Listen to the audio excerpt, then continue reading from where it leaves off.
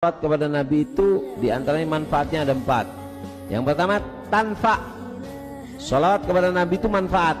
Satu salawat yang kita ucapkan kepada Nabi SAW, Allah membalas 10 rahmat. Dikatakan oleh para ulama, satu rahmat aja dari Allah cukup membuat kita selamat di dunia dan di akhirat. Wa khutta anhu asra khati'at, 10 kejelekan dihapus. Wa rufi'at lahu asra darajat, 10 derajat diangkat. Sekali orang berselawat, selawat itu sangat bermanfaat. Sampai dikatakan semua amal itu antara diterima enggak. Sholat bisa diterima bisa tidak, puasa bisa diterima bisa tidak, haji bisa diterima bisa tidak.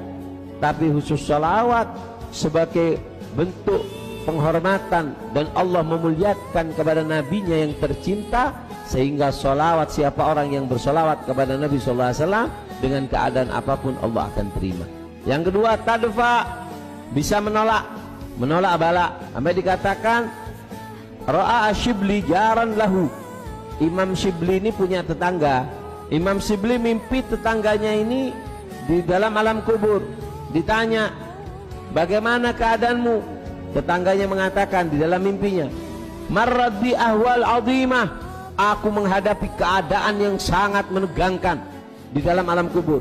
Aku gemetaran dan bingung ketika aku ditanya oleh malaikat. Malaikat datang begitu menakutkan. Kemudian aku bertanya, bagaimana bisa kok saya diperlakukan seperti ini di alam kubur? Saya ini matinya Islam, mati saya ini Islam baik, kenapa saya di alam kubur diperlakukan kasar? Kata malaikat, benar, kamu mati Islam, tapi kamu punya mulut yang jelek. Kamu suka membicarakan orang, kamu suka mencaci orang, kamu suka lisan kamu membahas kejelekan orang. Kemudian malaikat itu ingin melakukan sebuah kejelekan kepada saya. Kemudian datang orang yang ganteng, tampan, harum, datang kepadaku.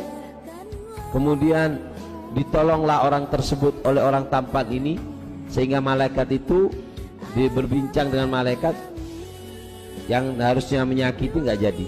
Ditanya, terima kasih banyak, siapa kamu ini? Udah ganteng, tampan, harum, nolong saya. Siapa kamu?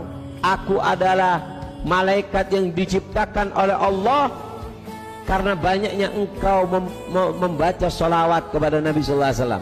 Hasil dari sholawat kamu yang banyak kepada Rasulullah, Allah ciptakan aku, dan aku diperintahkan oleh Allah, tugasku hanya satu, menolong engkau di setiap keadaan di dunia ataupun di akhirat. Wa tarfa, sholawat itu mengangkat derajat.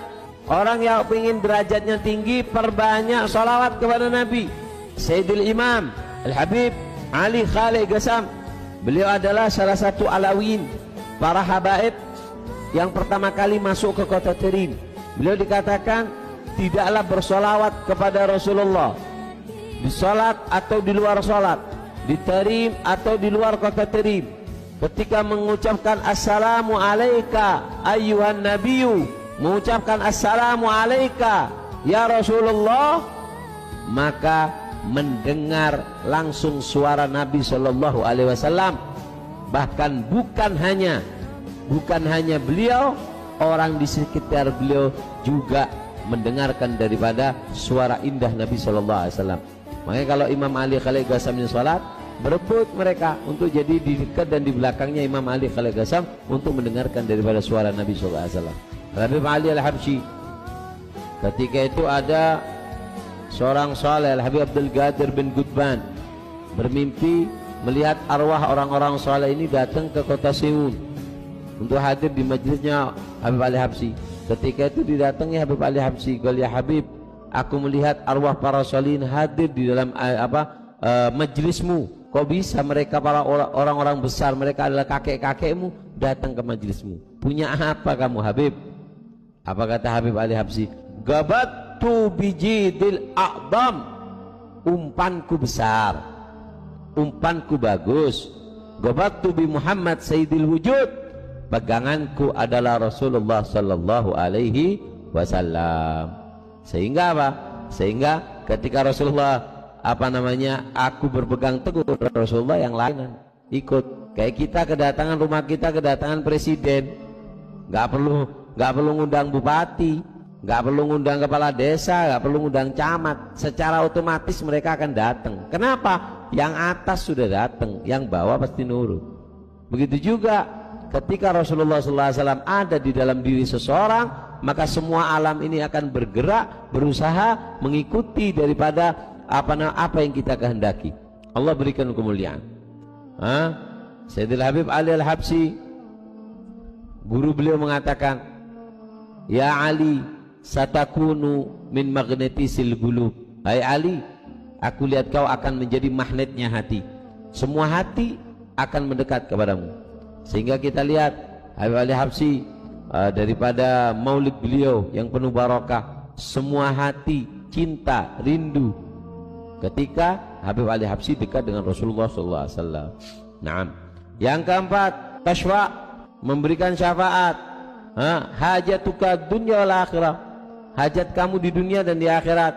Dikatakan Imam Sufyan Ats-Tsauri ketika beliau berangkat haji ngelihat seorang pemuda tawaf baca sholawat, terus baca sholawat Allahumma sholli Muhammad, Allahumma sholli Muhammad, Allahumma sholli Muhammad. Ditegur, kalau ya fulan, ini ibadah haji, kenapa kamu bacanya cuman sholawat, apa nggak ada bacaan lain? Ini kan ada dzikir masyru', dzikir yang dihimbau untuk dibaca waktu haji, waktu tawaf. Dan engkau biarkan aku. Well, kenapa? Aku sebenarnya nggak mau buka ini. Siapa kamu? Well, ana Sufyan Ats-Tsauri. Karena kau orang soleh, aku akan buka. Aku perjalanan haji bersama ayahku. Ketika di tengah jalan ayahku sakaratul maut, kemudian meninggal. Ketika meninggal ayahku badannya hitam semua. Aku malu, aku tutup ayahku dengan kain, aku menangis. Ketika aku menangis sedih karena keadaan ayahku seperti itu, maka aku tertidur, aku mimpi seorang pemuda yang tampan, kemudian datang mendatangi orang tuaku, kemudian memegang kepala dan mengusapkan tangannya ke seluruh badan orang tuaku, dan ketika itu juga orang tuaku menjadi putih seperti semula dan bercahaya. Kemudian aku bertanya, siapa engkau yang menolong ayahku? Aku berterima kasih kepadamu. Kemudian orang tersebut mengatakan, aku adalah nabimu Muhammad SAW. Ketahuilah, ayahmu nakal, ayahmu banyak perbuatan jelek, tapi ayahmu selalu memperbanyak sholawat kepadaku, dan aku ditugaskan oleh Allah memberikan syafaat kepada orang yang selalu memperbanyak sholawat kepadaku.